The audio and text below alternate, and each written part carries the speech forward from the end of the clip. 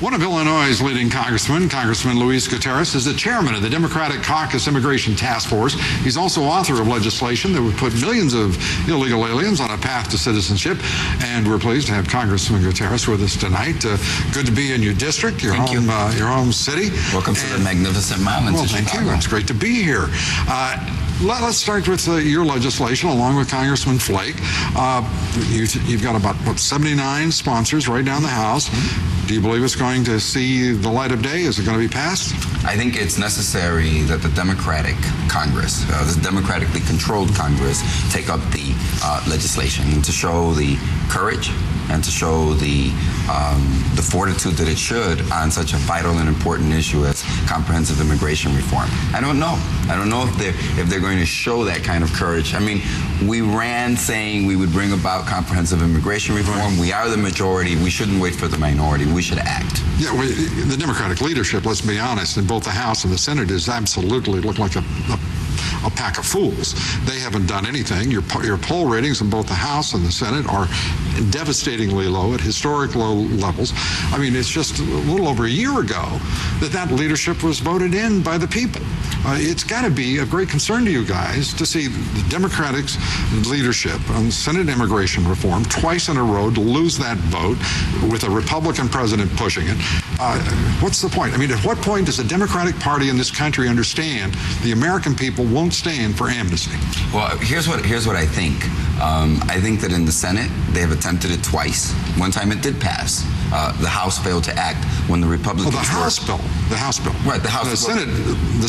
The Senate did approve comprehensive immigration reform when the Democrats were in charge in the last Congress. In this Congress, they failed to acquire the 60 necessary votes. But I will say that 80% of the Democrats in the Democratic majority in the Senate did vote for comprehensive immigration reform. It was the failure of the president and Republicans to join them in a bipartisan what about the will of the majority in this country, Congressman? Why is it the Democratic leadership, these Democratic presidential candidates, every one of them, pushing comprehensive immigration reform, which is amnesty, which your own Congressional Budget Office said would be a disaster.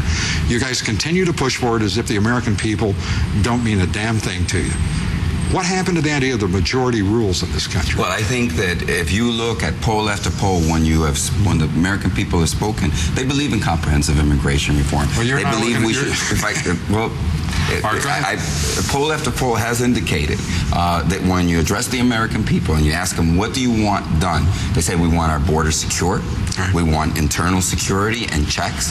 And you ask them, should there be a pathway for legalization for those that are already here spending a number of years and haven't committed any other crime? Pay a penalty, learn English, get to the back of the line. Most of the American people say that sounds like a reasonable approach. As a matter of fact, Lou, the enforcement measures have been so grave during the last year that this past year, 270,000 people were deported from the United States. That's an increase of 120,000 people from last year. But even at that rate, Lou, it'll take 40 years to deport 12 million people. That isn't really an issue, and you know that. I think it is. I think it is. Nobody's calling for deportation of 20 million illegal aliens. Then we should.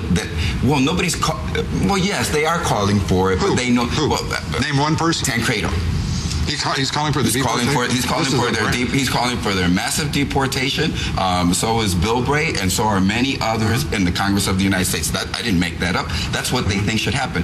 The problem is they have never come forward with a plan that would actually why is it the Democrats can't see their way to saying we're going to secure the borders and ports of this country first, and we're going to take control of those borders and ports so we can control immigration, so that if we were to reform immigration, which we know has been a sham in every effort put forward so far, we'll reserve yours. We'll reserve yours. Well, Why not secure those borders and put the discussion of immigration law reform on the table and take care of the nation's business first? Because that's where we disagree. Why? I'm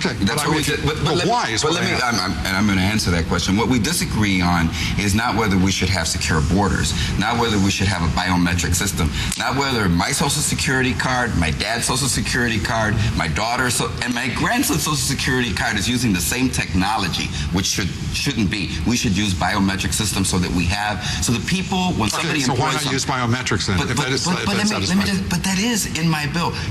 When you introduced me today, you said... My question is this, Congressman.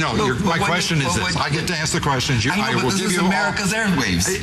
Well, actually, in point of fact, the American people can be the arbiters. Okay. I ask you a question, Congressman. And I'm trying to answer I ask you, why will you not secure our borders and our ports as a condition preceding to immigration reform law? Because it will fail if that's all you do. Because, Lou, you will still have 12 million people in this country. We don't know where they live. We don't know where they bank. We don't have any vital information on them. You'll have 12 million people walking around this country, and you'll feel secure without knowing who they are, without having their fingerprints, without having them gone through a process so that we can identify who they are. I think that's vitally important. And it's also... I both know that if you deported 12 million people tomorrow, if they vanished from the United States of America, it would cripple certain sectors of our economy. Name one. Agriculture, 60%. It would not even begin to. 60%. Would not even begin all of the agricultural workers, according to our own Department of Agriculture and our own Department of Labor, are undocumented workers in this country. That is a fact. Wouldn't even begin to. It would, Lou. Okay, but here's the point. What would happen if we're at 7 minutes, Congressman? I understand that. Give me your best shot. I'm going to give you the best shot. When you introduced me today, you introduced me very kindly, and I appreciate that. But it was a little incorrect in that you said, and here's Luis Gutierrez, who wants all the undocumented workers to have a pathway to citizenship. That's true.